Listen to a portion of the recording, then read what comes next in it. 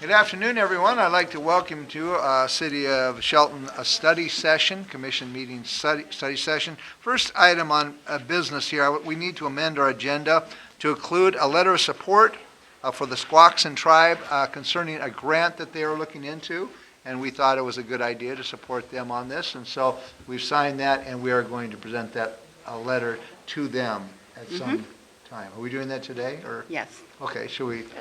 I'll I'll turn it over to our Assistant Manager, Vicki Look. Okay, this letter of support is addressed to Ms. Penn, and it states, "The City of Shelton is pleased to offer our support for the Squaxin Island Tribe's Bureau of Indian Affairs Rights Protection Implementation Funding Proposal. Besides providing critical shellfish resources to the tribe, Puget Sound is a key growing area for many small and large shellfish companies. Annually, we harvest approximately 4 million pounds of manila clams, of which 1.5 to 2 million pounds come from Oakland Bay, along with approximately 3.5 million Kumamoto oysters. This is one of the most significant shellfish producing bays in Washington and in the country. Oakland Bay's shellfish production supports hundreds of jobs. Our farms in the processing plant, in distribution and sales in restaurants and markets throughout the world. We are very interested in supportive of this proposal by the Squaxin Island Tribe." And sincerely, this is from our commission, and it is signed Gary H. Krantz, Mayor.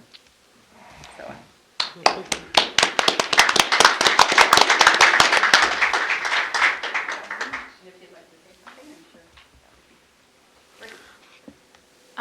From all of the Squaxin Island tribal members, we really appreciate the support in our proposal.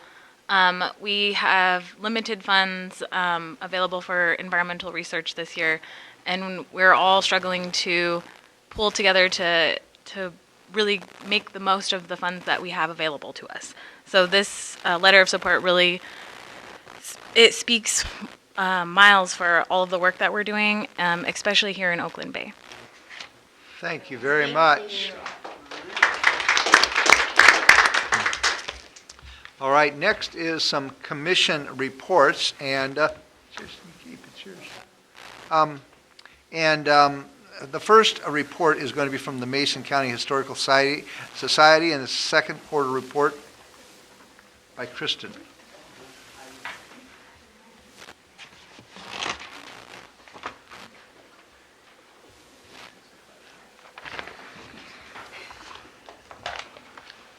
Hello, City Commissioners.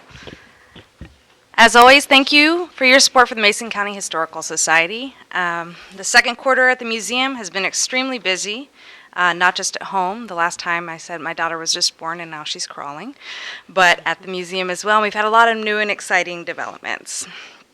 In April, we concluded our annual fund drive, which with close to $11,000 in donations. Although we were excited by the outpouring of support from the community, this did leave us $4,000 short of our goal of $15,000. We're currently planning new fundraisers coming up to bridge this gap. In April, Mike Fredson gave his annual downtown historical walk, and this year the weather was nice and we had about 30 in attendance. We also had a second show of the Search for the Antlers Hotel documentary at Shelton Cinemas, which was very well attended. In total, we had 475 attendees at the event for the two showings. In May, we had a booth at the Matlock Old Timers Fair, where we sold local history books. This is our largest book selling opportunity of the year, and with the help from several volunteers that run the booth, we brought in over $900 for our ongoing operations. Our staff and volunteers were also hard at work bringing us up to date with increasing our online presence through posting historical pictures and descriptions of Mason County buildings to historypin.org. You can go on and see an overlay of historical photos on the current buildings. Making our newsletter available via email, and revamping our website. Now members may sign up online, donate, register for future events, or even reserve Paul Bunyan and Babe the Blue Ox for their future event. In June, we brought out our Forest Festival Queen portraits and other displays, and Paul Bunyan and Babe the Blue Ox joined the Forest Festival parade, and we were awarded with the 2017 first prize for motorized automotive in the parade. We were also the host of the South Sound Heritage Association meeting and provided a presentation on the history of the Forest Festival. In June, of course, we also had our annual downtown car show. Despite the 90-degree-plus heat, we had 263 cars register for the event. We raised over $11,500 for the museum, and we were so appreciative to see how the community supports the event. In recent news, where we were able to have Speaker David Berger come out and talk about his book, Razor Clams, Buried Treasure of the Pacific Northwest, courtesy of the Humanities of Washington Speakers Bureau. Berger gave an interesting presentation and gave homage to Jim Batstone, the Shelton native that invented the clam gun. Berger made a point to say he would like to bring back to life this lost piece of history. The Mason County Museum plans to create a display of the original sandpiper design of the clam gun with patent information and information about Batstone. Also this month, all of our hard work towards preparing our museum assessment through the American Alliance of Museums culminated in our site visit by Washington State Historical Society Assessor Lissa Kramer. Lissa toured our museum and our 4 storage facilities and offered many suggestions on how best to care for our collection. A full report will be completed that we will receive in 10 to 12 weeks. The report will contain priorities for caring for our collection, as well as organizational changes that might improve our operations.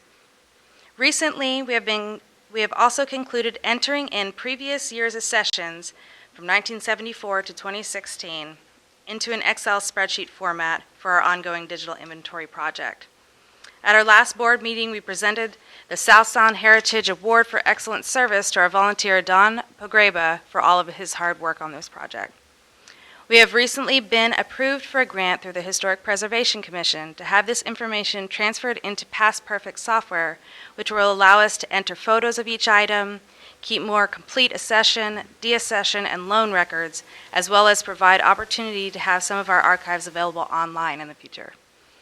Also looking forward, on August 20th, Liz Arbaugh will be giving a tour of her home, which is the historic Saul Reed House on North First Street. The home was originally built in 1929 for Saul Reed and his new bride, Patricia. Liz will be giving a short history of the house and its former occupants. Several members will be meeting at the museum to carpool due to the limited parking. Also, on Thursday, September 21st, we'll be having a fundraiser at Zinn's Restaurant at 5 p.m. We are currently selling tickets on our website and at the museum. Zinn Dwelly is retiring for good, and so we're excited to have one last celebration with her, and she has been kind enough to open her doors and provide a seafood dinner in order to support our organization. Also coming up on Sunday, September 24th, we will have artist Bob Chamberlain that has done the mural outside our building coming in to display and talk about his new series of Maritime Northwest watercolor art. In the last quarter, we received 1,056 visitors, with 207 from out of town, 78 from out of state, and 3 from out of country. We also received 1,500 attendees to our downtown annual car show.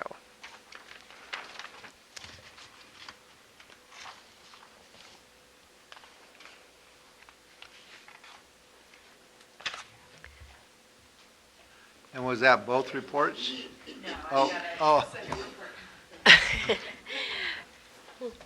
Thank you.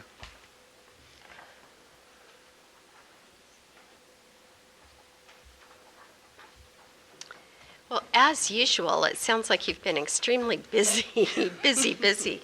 I had a couple of questions for Sure. you. The tour of the Saul Reed House is which date? That's going to be August 20th, I believe it or okay. not. Just kidding. Okay. And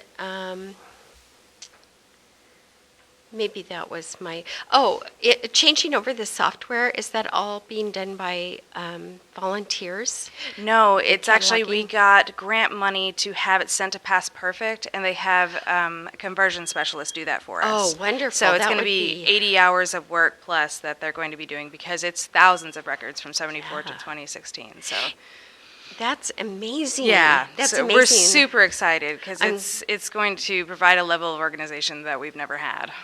And will that be available online, or will people need to Eventually, go? we'll have some archives through the Past Perfect software available online, but at first, we'll just have a more searchable archive. I mean, historically at the museum, we had a card catalog system. So over the past 2 years, we've been entering in all this information into Excel, and so now people will be able to come in, the public will be able to come in and search for whatever, by item, subject, whatever they're interested in, date ranges, and we can look it up in the Past Perfect software. That is for them. amazing. So we're super excited about that. Congratulations. Thank you. Congratulations.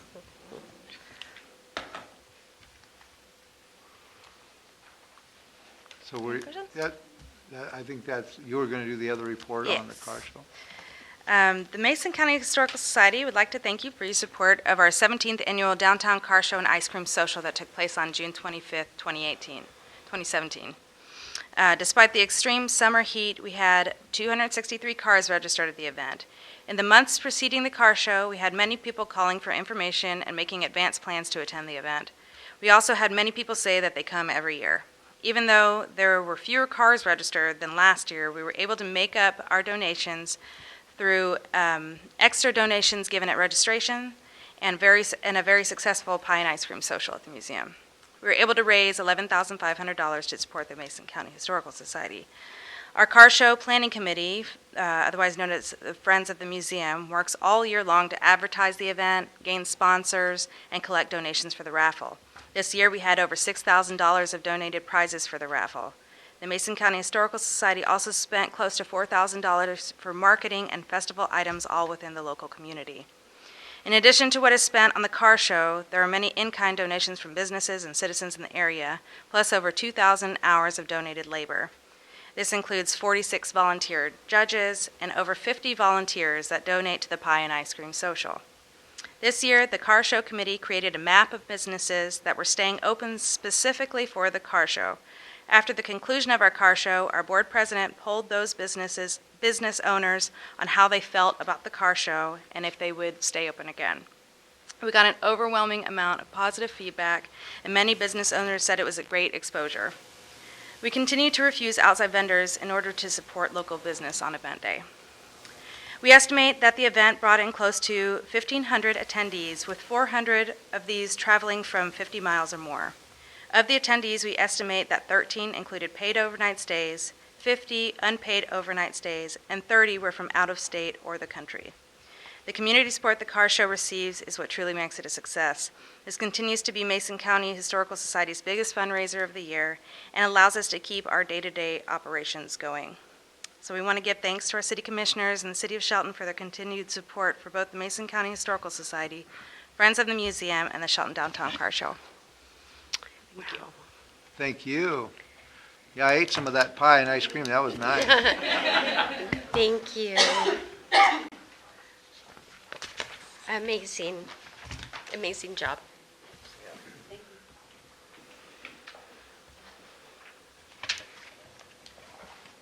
Thank you very much, Kristen. Thank you. All right, and next is, it looks like we have an Employee of the Month to announce. Yeah, I got it written down here. I didn't know if she knew or not, but looks like she did. This is Nola. Congratulations. She knows I dragged her down here. Thank you, Mayor and Commissioners. I am very happy to announce that our Employee of the Month for August is Megan Croson. Megan Croson, why don't you come up here, Megan? I'm sorry, I thought it was Nola that won. Okay, okay. Megan Croson joined the City of Shelton on April 1st, 2010.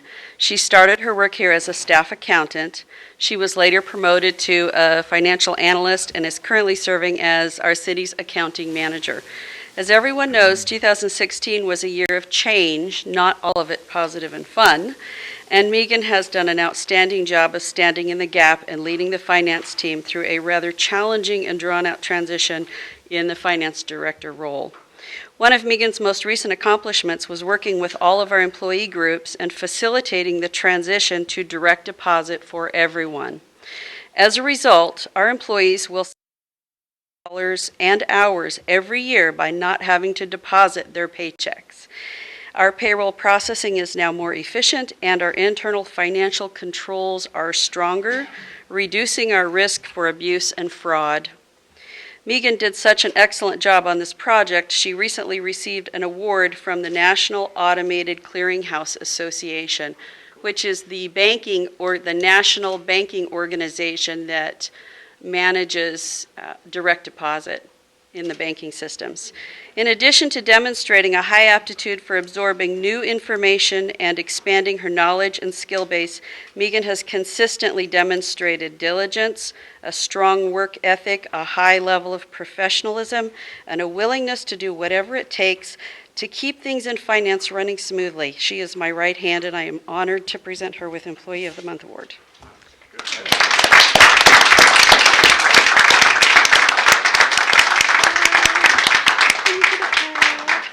Good job. You want to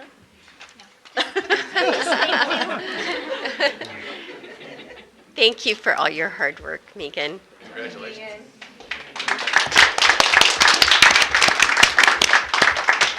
All right, next is our weekly commission report. So Commissioner Moore, do you have some activities to talk about? I do. I had a meeting this morning with some potential rail company investors, so that movement is continuing. Tomorrow I have a Mason Transit Authority board meeting. I'm hoping to make the Olympic College Welding Shop ribbon cutting as well. They both are at the same time, of course. On Wednesday I have a meeting with a constituent. On Friday, there is a ribbon cutting at Tractor Supply, which is exciting, but also there is a day of caring, which I'm happy to participate in that. I will be participating with Shelton to the Top in cleaning up a homeless encampment. United Way is a local organization as well as an international organization, for those who don't know. They do good things for our community and have been here for many, many years, and I have been honored to be a past employee and also to have participated in many, many Day of Caring projects. So I'm really happy about that, and congratulations to United Way of Mason County and Shelton to the Top for once again participating. I will be gone next Monday. I will be on vacation because I will be going down to see the solar eclipse. Yay, so excited. I would just like to remind everybody we will have a percentage of coverage. Please protect your vision. Sight is precious and sunglasses are not enough. So enjoy the eclipse, but be sure to wear proper eyewear. And that's it. All right, thank you very much. So on tomorrow morning, are we having our little retreat tomorrow, right, tomorrow morning? Okay. Oh, yeah, I forgot about that. You'll be at that one. Yeah. I just didn't put it on All my right. calendar yet. Okay, so tomorrow morning I will be at the city retreat in the morning, and I will be attending that ribbon cutting at Olympic College in the afternoon. Thursday, I'll have a staff briefing, and on Thursday night, I'll be attending a chamber event at Mason Lake, and that completes our weekly commission reports. At this time, I'd like to turn the meeting over to our city manager, Ryan Wheaton, and he is going to have a memorandum of understanding to talk to us about. Oh, public comment? Oh, I see it's wedged right in there between the last two things I said. If there's any public comment, this is the opportunity we do that. So let's do that one first. Randy Lewis. Randy Lewis.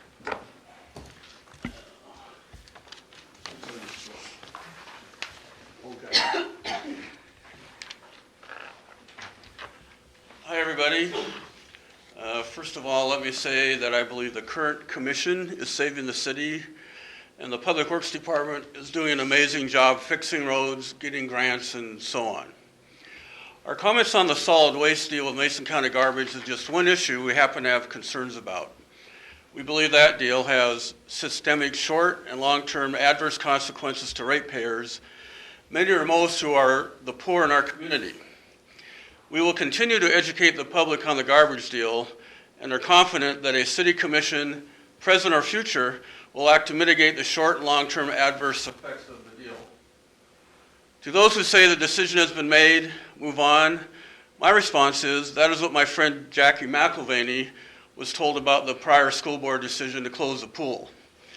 In fact, as you know, this commission has itself already changed a prior commission's decision to implement a constantly increasing baked-in-stone sewer rate schedule and is pursuing analysis to further change this schedule, perhaps even decrease rates.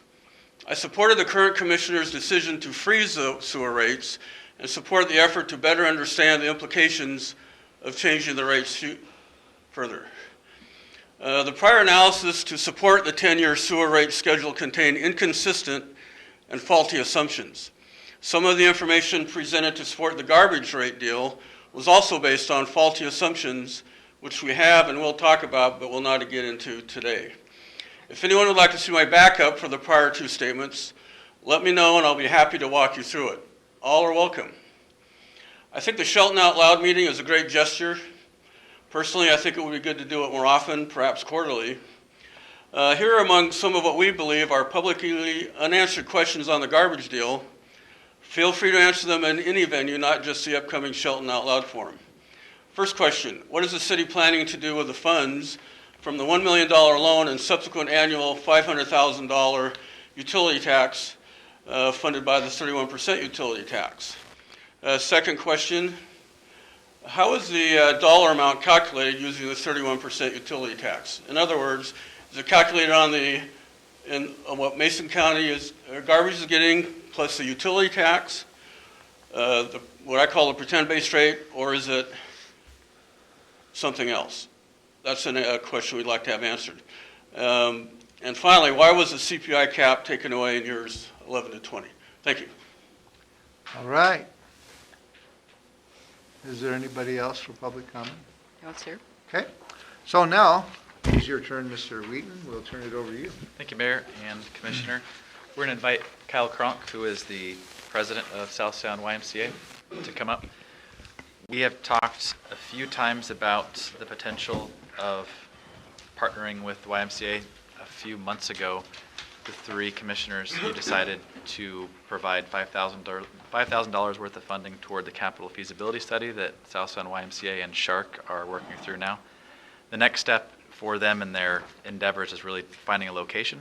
And as we discussed this last month, we've been talking about a property that you see highlighted in the map that you have.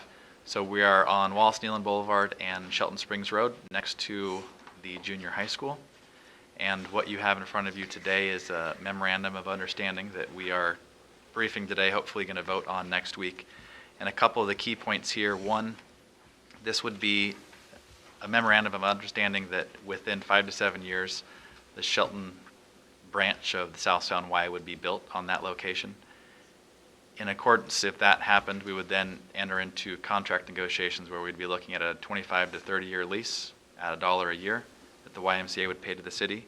Additionally, we are encouraged by the fact that the capital feasibility study will drive the direction that the building takes, and the amenities that the building is created within will fit what the community not only needs, but what we're able to get in terms of the feasibility study when they go around and do that work. So those are the main nuts and bolts. Do you have anything that you want to add, Kyle? Other than thank you. I mean, this is a huge, bold step in the relationship and the partnership going forward.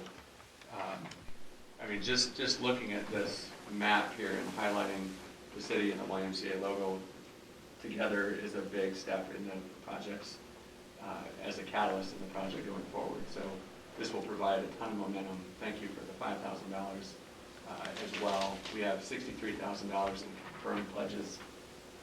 So, I mean, the proximity to the schools, where this is located in the city, is going to drive a lot of traffic to this location. So it really is perfect.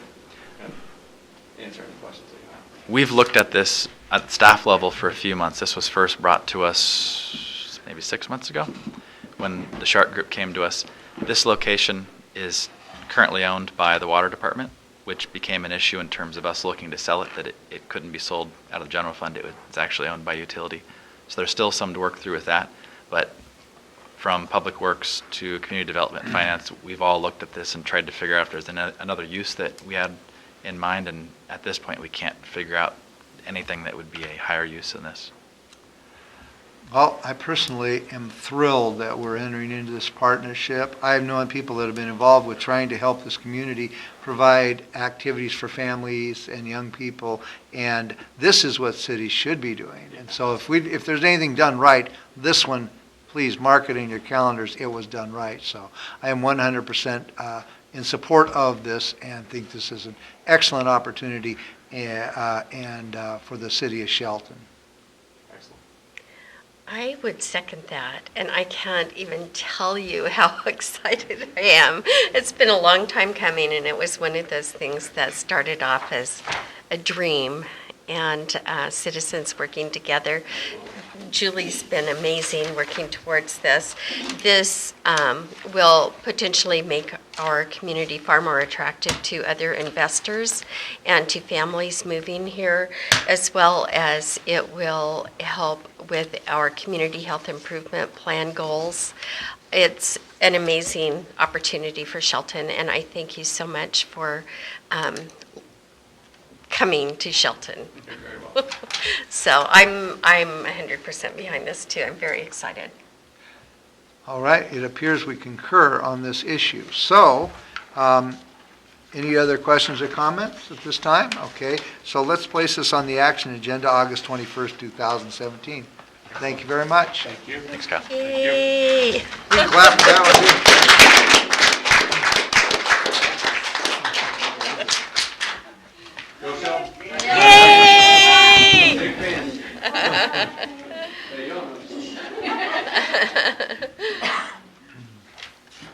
All right, second item on our business agenda is going to be something presented to us by our Public Works Director, Craig Gregory, and it is a de-obligate of funds, So last week, we closed out the contractor portion of the Upper Mountain View booster pump and water line. Now we are starting down the process of closing out through the funding agency, which is Department of Health, and the drinking water fund. And originally, we had a loan amount of just over $9 million. We used about 4.5 of that to construct that project. After negotiations with the Department of Health and the Drinking Water Fund, original loan forgiveness for getting one of the 4 exempt wells disconnected and hooked up to the system originally was 23.25%. And after negotiations with them, they have increased that to 50%. And I do see a typo within this in the budget information. The maximum loan forgiveness of that 50% is half of what we have used, that 4.5 million, and the max loan forgiveness is 2.25. So it's not like we could continue to use that loan amount for this project or any other project and get that 50% loan forgiveness moving forward. So we are asking to try to finalize this and de-obligate the 4.5 million that we did not use back to Department of Health so that they can use that for a different project that they may have slated. Questions or comments? I had a question about under the loan security condition, and this is just something that I'm not real familiar with. In reading that, it says that the revenue obligation of the contractor payable solely from the net revenue of the water system payments shall be made from the net revenue of the utility after the payment of the principal and interest, and on and on. Does that mean that that's required to be paid through the utility rates? Essentially, that's exactly what it means, is yes, Okay. those loan payments need to be paid through the rates. Okay, okay, that was my question, because that's certainly how it appeared. That is So, the correct interpretation you. of that. Yeah. And I think for public information, we need to have a little explanation why we are wanting to do this at this time. And so I think we've talked about it a little bit in the past, why we don't want to continue forward with this project. We have not seen a need at this point to move forward with any additional phases of this project. Originally, it was an ongoing conversation of whether to rehab or drill a new well one, and also an additional storage tank up in that area with a booster pump station. But it doesn't appear at this point that we are in need of any of that infrastructure. So I think originally the thought was to use the full 9 million and construct all of that. Plus there was some additional funds that were needed through all of those phases. And without needing those at this point, sending back the 4.5 million I think is the right thing to do for this utility. And do we have any estimates as to, is there any way of projecting when we would need that additional tank or a new well? I realize the well is working well right now. We will talk more about the well a little later in the department update, but yes, the well seems to be doing just fine. And I think as far as locating a well on that side of town, the 3 wells that we have right now are in close proximity to each other, so I'm not sure that that's necessarily the focus. It would probably be a focus on the south side of town for additional storage. Okay. And a new well. So I don't think that site necessarily is what we would be focusing on at this point. Great, thank you. You're welcome. Okay, I have no more further questions, so it appears that we concur to place this on the action agenda of August 21st, 2017.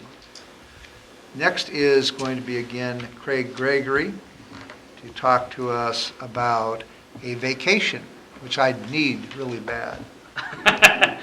Yes.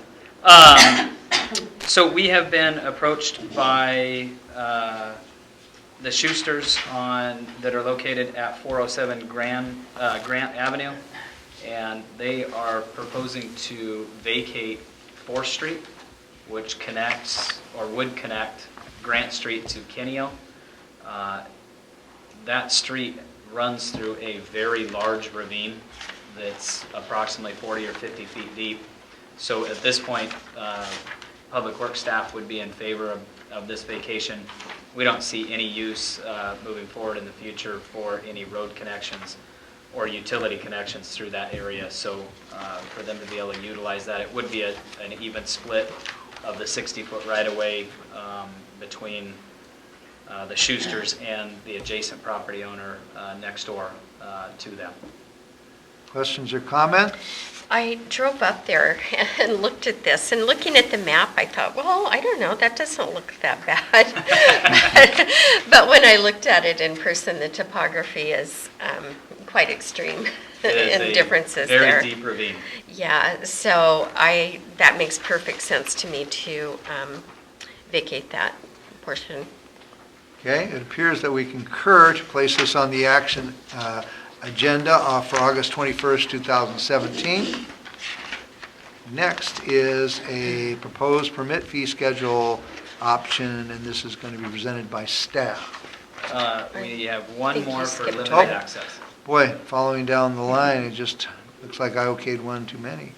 All right, so a waiver. So you're going to talk to us about a waiver. So WashDOT Local Programs has approached us with the potential new configuration up at the 101 and Wallace-Nealon interchange, where Hall Equities is located. They have approached us with limiting access within that off-ramp, on-ramp area. So basically what that means is we would not propose, and it's the 3 property owners that are in that area, Hall Equities, Rainier, and ourselves, that we would not propose or come back to WashDOT to have any driveways or accesses within that project limitation area. So at this point, I don't see any need for access for the city of Shelton other than the on-ramp, off-ramp that's proposed there. So we would propose to move forward without a public hearing. And with a public hearing, if we decided to move forward, I don't know that we would get much comment, and it would take time and money to move forward with that. So right now, we are looking to move forward with this with recommendation from WashDOT without a public hearing. Questions or comments? I had a meeting with members from WashDOT last week, and they explained this to me as well as staff has explained this to me.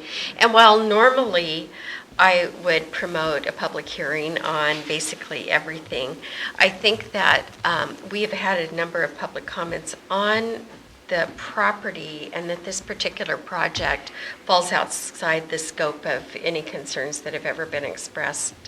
And so I am in favor of waiving the public hearing for this. Thank you. I also agree that it is not necessary at this time to do that, and so we concur to place this on the action agenda for August 21st, 2017. Now we've come to the proposed permit fee changes. And I'll just turn it over to staff. Sure. Thank you, Mayor and Commissioner. We're going to touch on some of the things we've talked about before and then talk about some additional information that we're bringing forward. I think the last time we discussed this was about a month and a half ago. We brought forward 4 options at that time and were asked to research a 5th option, which we did. In looking at those options, we're bringing back to you 2 of those options today, and I'll talk a little bit about what we didn't bring back. So we didn't hear a lot of support for keeping permit and utility charges the same. We didn't feel like we heard a lot of support for returning them back to 2015 levels overall. We also looked at the potential that we took our renewal program idea and zeroed out the fees and charges for the renewal properties, but increased the other lots or other properties 20%. The issue with that and why we're not bringing it back this time is because we couldn't figure out a way to pay for the components of the renewal property side.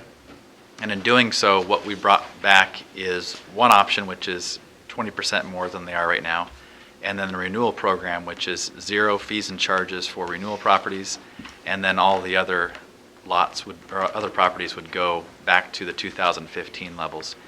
In addition, we brought forward some more information you see on the final sheet. We were able to get home and duplex permit numbers from, I believe, Centralia we didn't have last time. So we have that back through 2006. And then Aberdeen was able to give us 15 and 16, but they weren't able to give us the years prior. So the information on this sheet is the same as before, except for we've added in Centralia and Aberdeen in addition to our numbers back through 2006.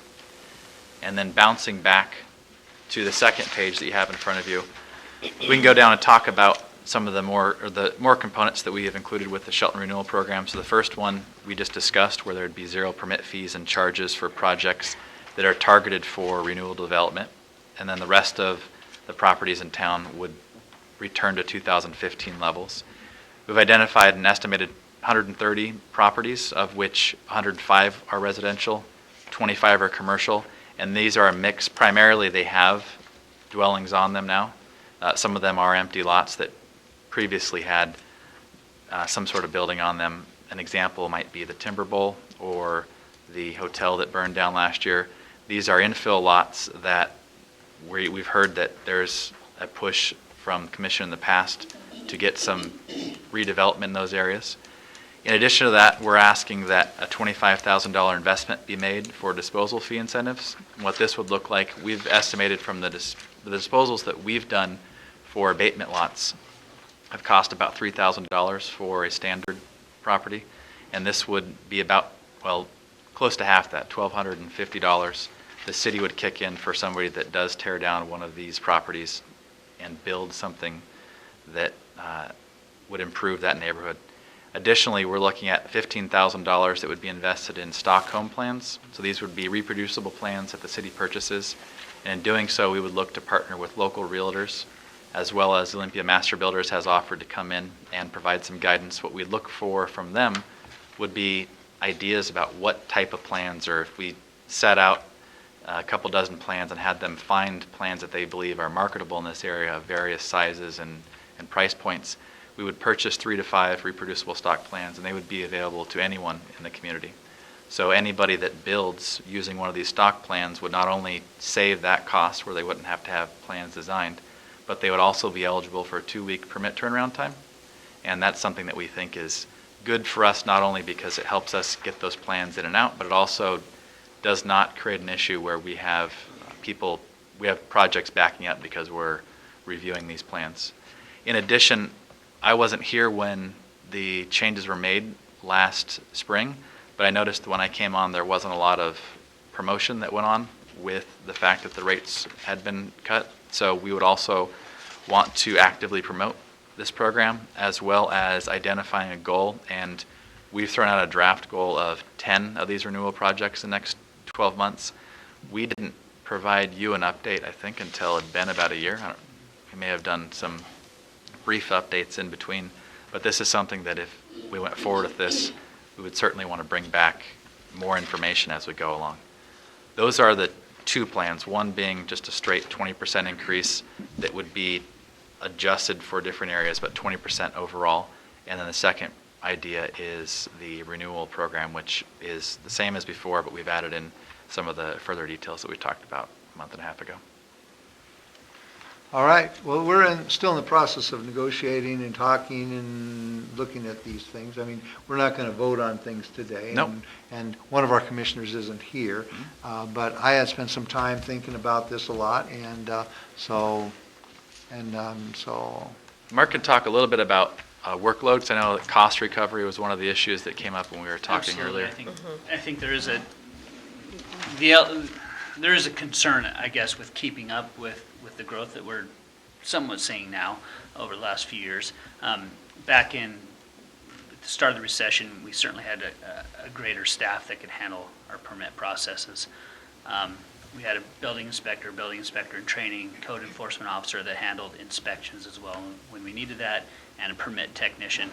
Right now, we have a building inspector, and then our permit tech is handled through our front counter staff, so they're handling all the phone calls and everything else that comes through our counter as well. So being able to process permits in a timely manner is certainly something that we have concerns with, especially when we have $65 million in school projects coming down the pike, potentially some other commercial projects that might come in the hopper at the same time.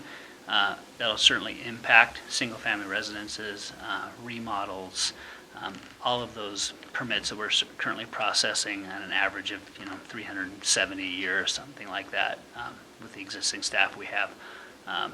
If we contract out for plan review services like we have prior to the hiring of our building inspector, our current rates could not pay for that service. We would be paying an additional amount outside of what we would bring in on those plan review services. So that certainly is a concern for the building department's budget, and being able to manage that piece of our department. Do we have an estimated arrival time for the beginning of the school projects and also the hospital project? The schools are hoping to submit in February. Okay. Yeah, their intent is to have, there's the Mountain View Elementary and Shelton High School projects done and completed for the beginning of the 2019 school year. Is their indication with staff. They haven't submitted yet. They haven't gone through pre-submission conferences at this point. So they're, I'd say they're a little better than informal discussions, obviously, because they're under design. But that's the indication we're getting from them at this point. And we know they're coming. They're coming, yes. And how about the hospital? Do we have any idea of when the hospital will be submitting? We don't have an indication from it at this point. Okay, but we know that's coming. So, okay. Thank you. this is some thoughts I had, and I just gave them over here. Well, we started this, and I was so excited when we did because I think it did help spur some growth. But one of the things that caught my attention is that we talk about returning to 2015 levels. And from the information that staff has provided is that where we were on 2015 is all of our fees equaled $17,922. And the average amongst all of our like cities around us, that average number was 13,208. And I actually believe one of the reasons why we only did a couple of homes a year for 10 years was because we were $5,000 more than our other cities around. So when we talk about returning to 2015 levels, that means if we did that today, we would then be $5,000 more than the other like cities around us. Am I on the same page with people? For these three cities, we would be. One thing we've looked at is comparing we don't have the same utilities that the county has, but Mason County had the same permit fee schedule that we did, and they are looking at increasing their fees at this point. Well, I'm sure everybody is. But I am truthful in saying that the cities of like Port Orchard, Centralia, and Aberdeen, and us, I guess, included that the average is 13,000. We weren't included, but those other three cities, the average was 13,000. 13,000, and our 2015 levels, which may have been there for a number of years, I don't know, was almost 18,000. So that's approximately $5,000 more for the average. I mean, that's just a fact. And so I definitely think we need to raise them, and one thing I would support is raising 20%, and I think that would be for a 1-year period. And then actually, I would probably say at this moment, if as not definite, but raising them 25% then in 2019. So what would be, according to my figures, in a 16-month period from today, we would actually be at a rate that was equal to what the average cities are. Now, they may go up too over this next 16 months, but this is a number 13,000, I think, is a lot closer number to have to pay to have something done based upon the other cities. I mean, that's the average, and I don't know why we would charge 5,000 more. That's my concern. So I think what I would propose is raising the 20%, and that would, we would catch the hospitals and whatnot. We would get some added income from that. And then I would seriously look at 1 year from now going up another 25%, or who knows, because of staff. I mean, I understand. I was a builder for a few years, and I do understand that waiting around for 3 months for a building permit is not fun, or even 2 months. But staff has to, those at the moment where we're building, I mean, we are now doing okay, but, with the hospital and everything coming on, that would be more work, I'm sure. So, I don't know, I'm not really personally sold on the idea of zero fees on like vacant lots, or even on some commercial pieces of property where I can see zero fees on whether something needs to be torn down, but I don't know why we would do a zero fee on a vacant lot. I think the vacant lots are going to go fairly quick over the next couple of years, especially if we start ramping up our fees. I think builders are going to take advantage of that. And so am I missing something on the zero fees on vacant lots? Vacant lots, the number is pretty small, and the vacant lots that we're talking about had something on them within the last few years. These are primarily properties that had something burned down. We abated a property, but we can get the numbers back. But out of the 130, there weren't very many that were actually vacant.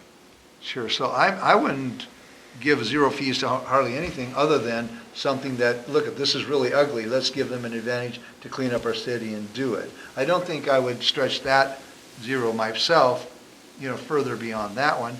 And I think that also on changing the formula at the moment is that the building department, one was Public Works and Building, one was 30, one was 72.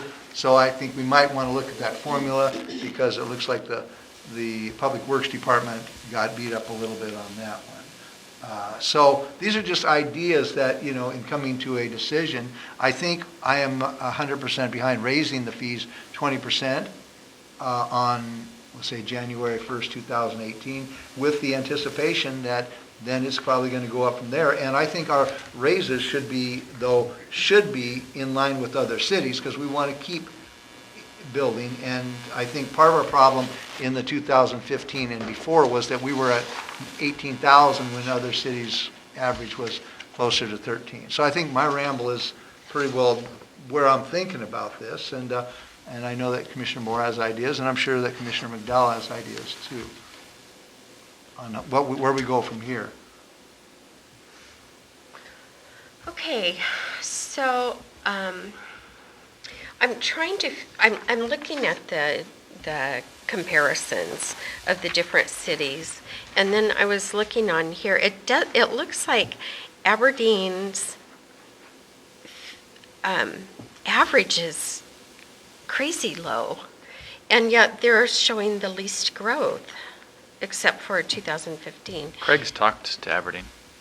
I talked to their utility manager, and yes, they have had very little growth. Actually, he has been going back to the commission or their council, trying to get those permit fees raised because they are literally averaging about one house a year, and it's just not making sense at this point. So they are losing some revenue out of that one house that they are getting, and it doesn't seem to be spurring growth in Aberdeen.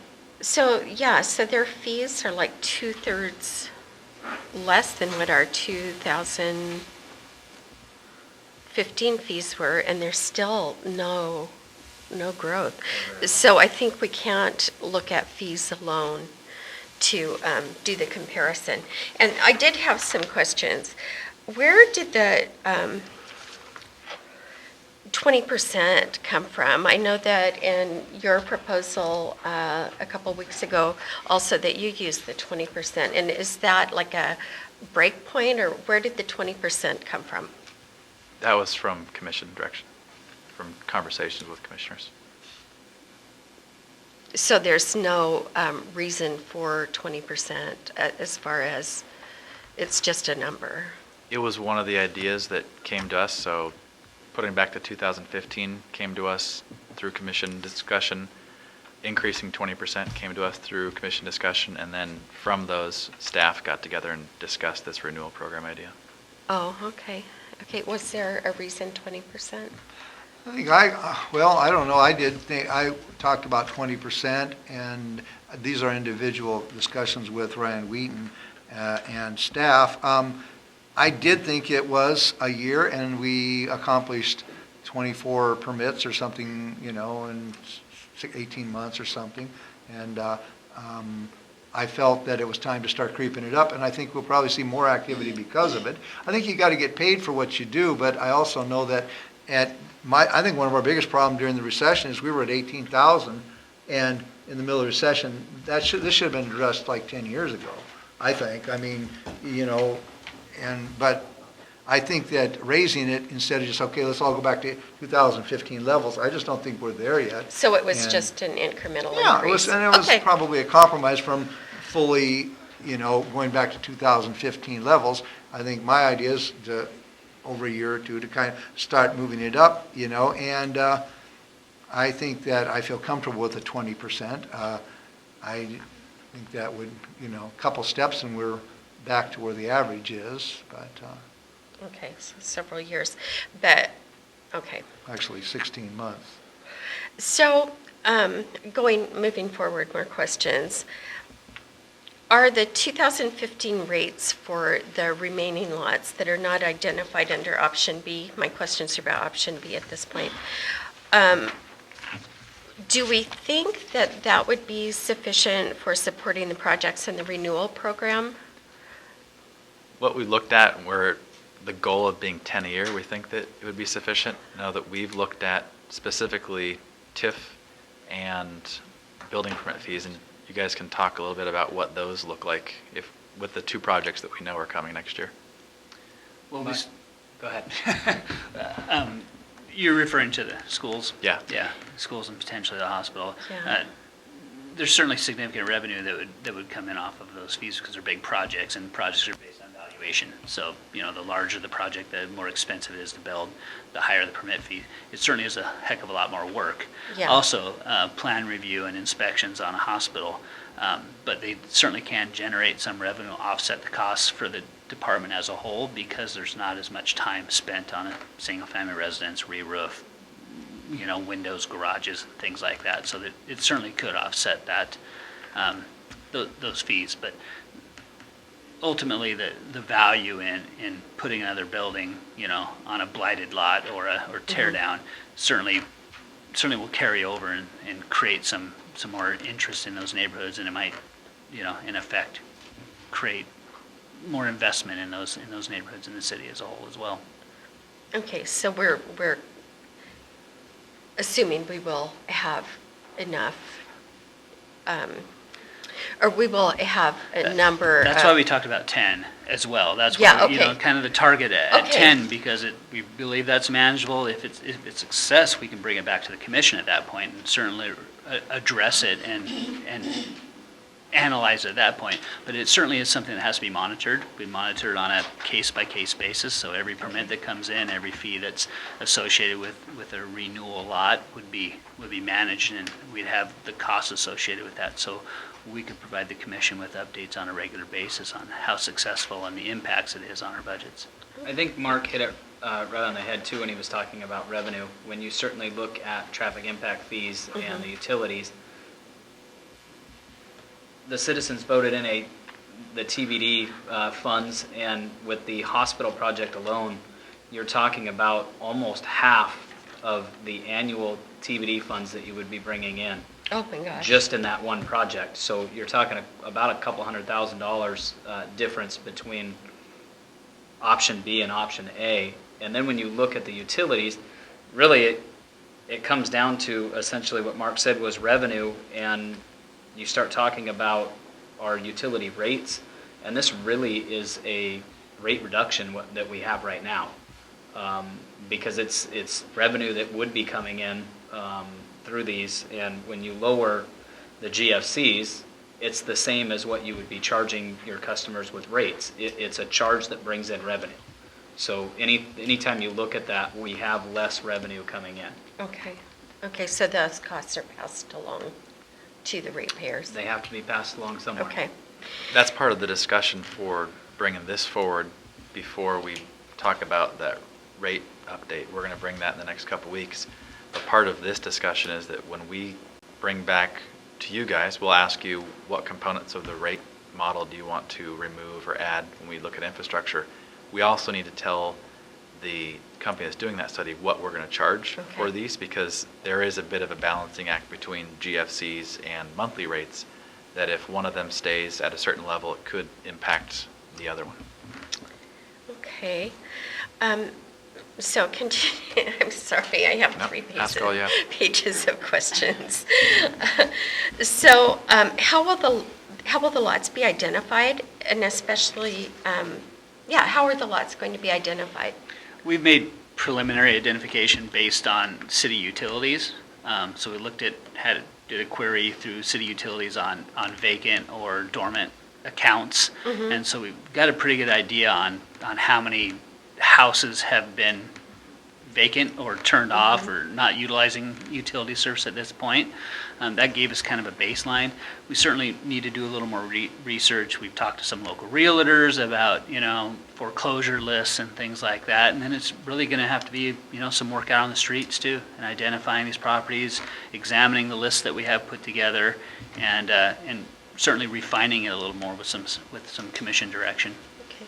I would definitely like to see the lot spread throughout the city so that we're not creating a gentrification of one particular area at the expense of some others. So In I a think brief that's look, an important.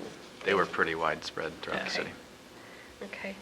And then as part of this, as looking at the renewal program, all demo permits are not created equally. And so I realize we have the 0 fees there, and I assume that would include the demo permits as well as, that portion of the disposal. But have we thought about those demos that cost more because of worker requirements, such as those who Yeah, we have, and that certainly Okay. would fall on the contractor or the owner, because we couldn't control that. That certainly Right. could get out of control with a large amount of asbestos or some other material in there. So that would fall upon the property owner, and the disposal fee could be used for abatement of the asbestos possibly, and disposal of that, or it could be any materials that might go to the landfill in a regular manner. I think it doesn't really make much difference to us if the end product is removing a blighted structure. So what we're looking at is the 1,250 per property. Correct. So they can, Yeah. okay, thanks. And then looking at the stock plans, I love stock plans. I am so in favor of that for bringing costs down, as well as making it a more efficient way of getting the permits out. But I think that we need more than realtors and to be consulted in that. Specifically, I'm concerned about properties that would be in historic neighborhoods, and that we have stock plans that would definitely fill the role of what would be needed in to fit into neighborhoods. So, as well as ADA requirements, which, I'm sure you've thought about that, but we have a historic preservation ordinance. We have a certified local government, so I would like to make sure that we don't lose sight of the options for rehabilitation versus tear down and replace. And so there are tax incentives that we can offer, and I just would like to make sure that we promote that as for buildings that it would be appropriate for. I'm not saying everything should be rehabilitated, but I would hate for us to lose the character of some of our older neighborhoods. And also, as far as in stock plans, I would love to ultimately see that go forward one way or another, and I would like for those to include smaller homes and garages, et cetera. I think we could maybe do that. We've had some work done in the past. The department had some carport stock plans done. Yes. I still have some work to do on that. Oh, okay. To see where exactly that ended, but there was some work done through the department on carports. We don't see a whole lot of them, but it certainly is something that could get somebody out the door, and eliminate some of the confusion, especially with Yes. Homeowners that might want to build themselves or small contractors, having it without going to a design professional and getting a plan when essentially it's a a standard sized garage that would fit into most houses or most lots, and being able to provide that service to them in a reasonable. Yeah. Well, I think predictability in itself really increases the option, increases the possibility of more development and more improvements. And then the 10 projects, that will be something we will discuss later as far as if at 10 projects, do we decide to go forward, or do we say it's a success, or? That would be something that you would determine. What we want to identify is that if that's the goal, if there's another goal, that we're bringing back information monthly to let you know where we are. We wouldn't want to have one of two things happen. Okay. Either we get 20 of these first month and we're scrambling because all of these funds have been expended, or that we have 0 for the first 8 months and then we took too long to figure out that it didn't work. Yeah, okay. So I just had a couple more comments. We're moving through this, and number one is just to reiterate that we are a certified local government, and part of our charge is to promote historic preservation and maintaining the character of our city. So I'm really concerned about incentivizing demo rather than rehabilitation. And so just making sure that we do promote the tax credits and the incentives for rehab. And then if this is looking at option A, if the 20% fee increase is not adequate, what does that do to our general fund, and what ramifications if we continue down that road? I'm also concerned with the transportation improvement fund. Is that it? Transportation improvement fund costs. I think I used the wrong acronym. Being 0%, which, under option B, the commercial potential negative impacts to be passed on to the city residents. And I do consider that to be honestly a lack of faith to those who voted for the Transportation Benefit District to continue on with zero for those fees. And then I think we need to ask what the potential impact is, and does the benefit outweigh the negative impact according to use, even in commercial, like depending on what the use of the commercial building is. Obviously, a small office building is not going to create the same impacts as a commercial building. So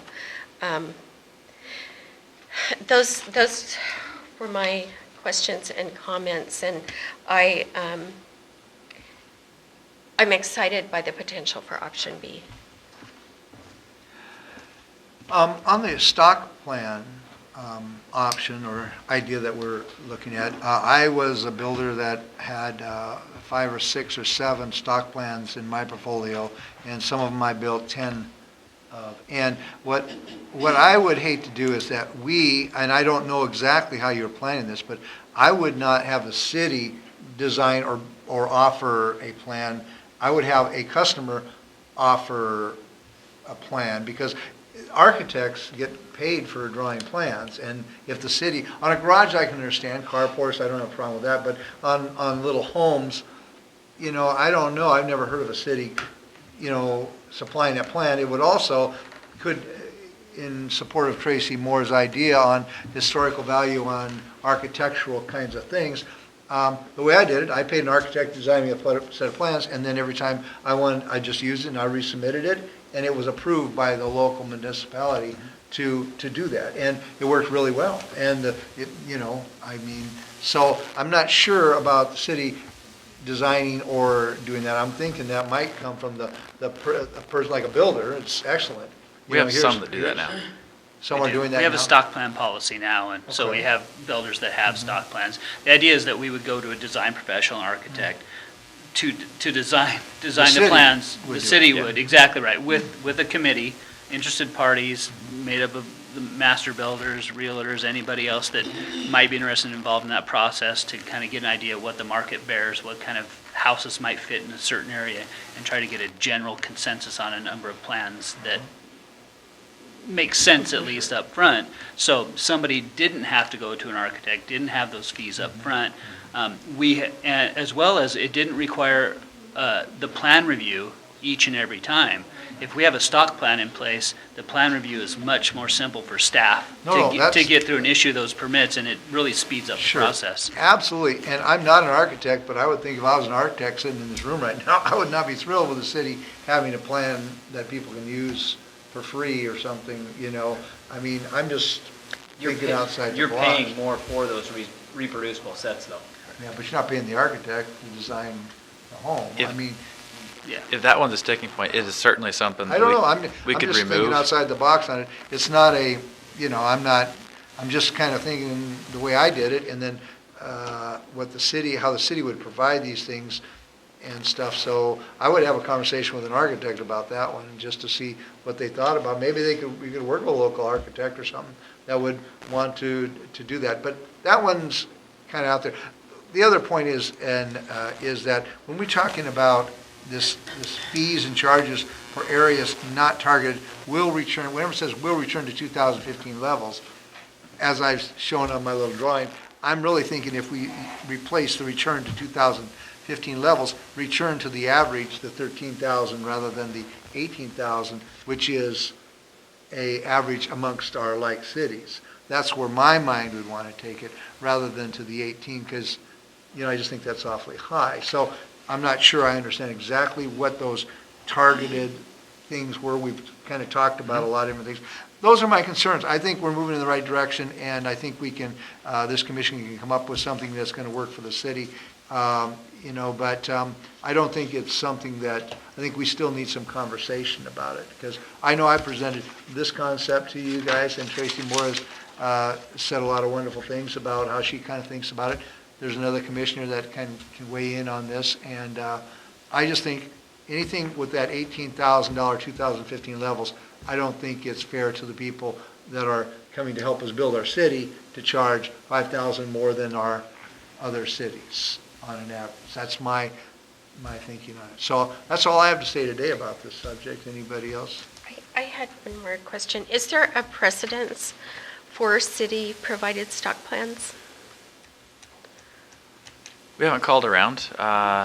Trying to think how this came about. It came out because of the carport and garage. Yeah, I ones that know we we have were now. working on that. And we've also talked about providing stock plans for tiny homes or smaller individual homes too. And it really stemmed from the turnaround time too. If we Okay. wanted to guarantee turnaround time, we couldn't guarantee 2 weeks with somebody coming with a set of plans Sure. off the shelf because there's too many variables that it might not be an approvable plan. And then we're kicking it back and essentially you've got the same review time again for the next submittal. Whereas if we had a stock plan, those are approvable, the engineering's there, we can kick those out the door in a timely manner, and then we can guarantee the 2 weeks or a time frame that the commission's comfortable with to get somebody off and running and on their project as soon as possible. For this component, it was the turnaround time, then also we've heard, those are the two things we've heard, turnaround time and the cost to the customer. And this was a way for us to have a relatively small investment, but potentially benefit everybody that accesses these stock plans. You don't have to have one of these renewal properties to utilize the stock plans. Anybody could use them. That's a great point, And yeah. if we're estimating about $3,000 per plan, then there's a fairly good bang for your buck for what There we've invested in is, it. yeah. As a former permit technician, I will say that I love stock plans. It really reduces the margin of error, for sure. And I have one more thing, is that I know this is on the action agenda for next week, and since I will be gone, I would ask I can't- that we put that off. Yeah, I don't think we're ready for it. Okay. I mean, Okay. I need more discussions. I would So- point out, this is the fourth time we've briefed, and this, as we move into budget season, we're going to have a difficult time projecting Mark's department and part of Craig's department unless we get a decision before we get heavily involved with those.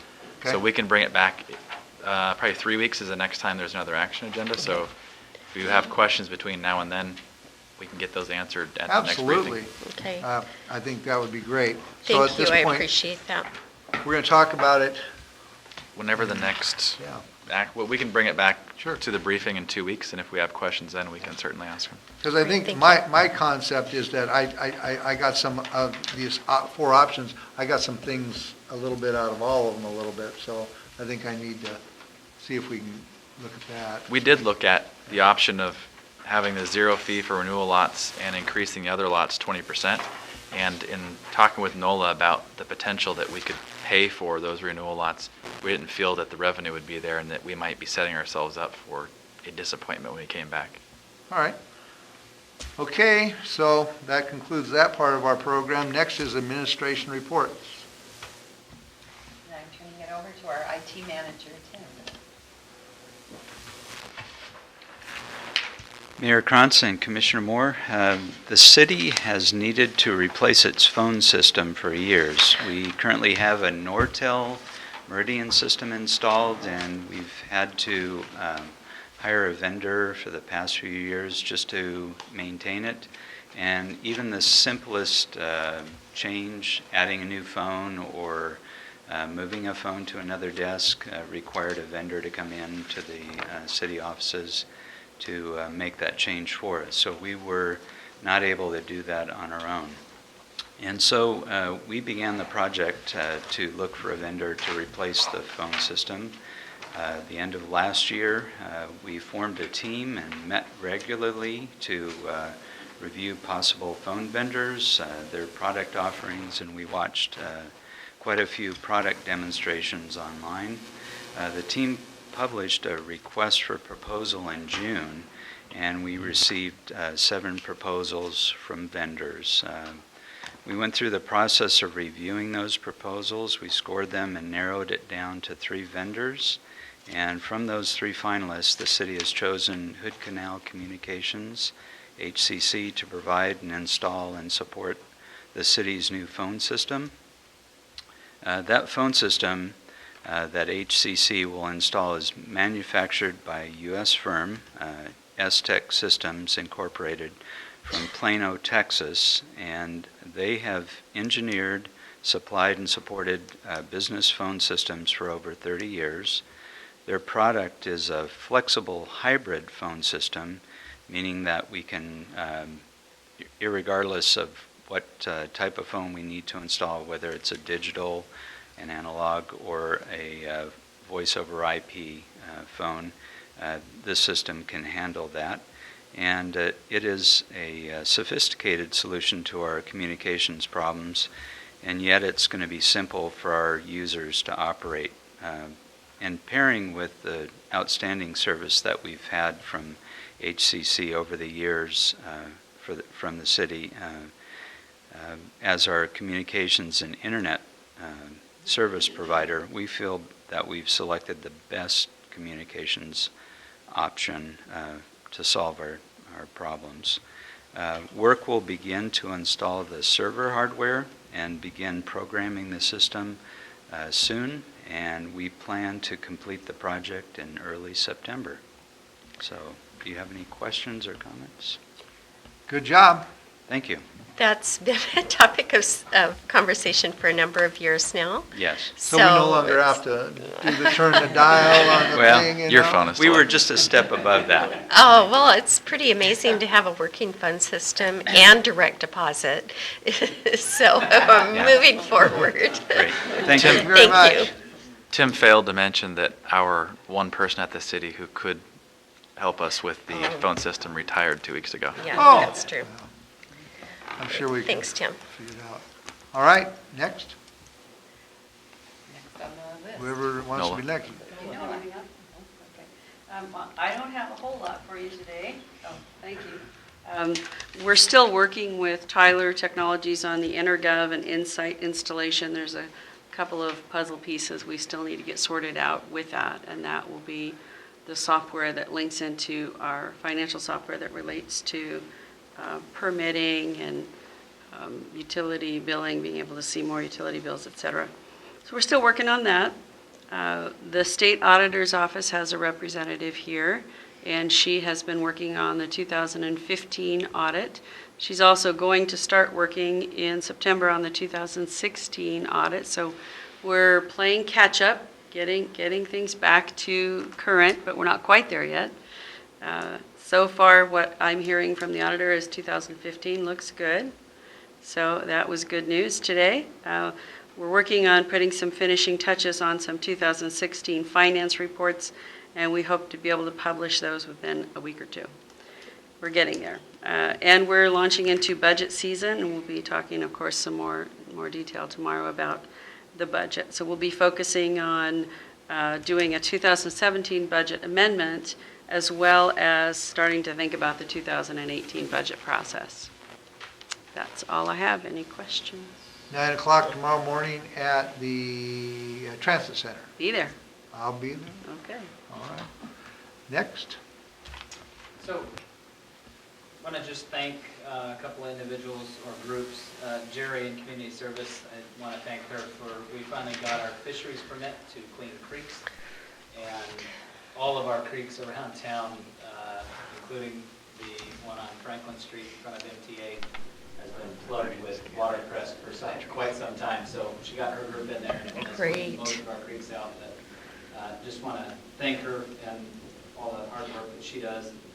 Also want to thank Nola and her group for continuing to get us all of the information that we need to move forward with the water comp plan.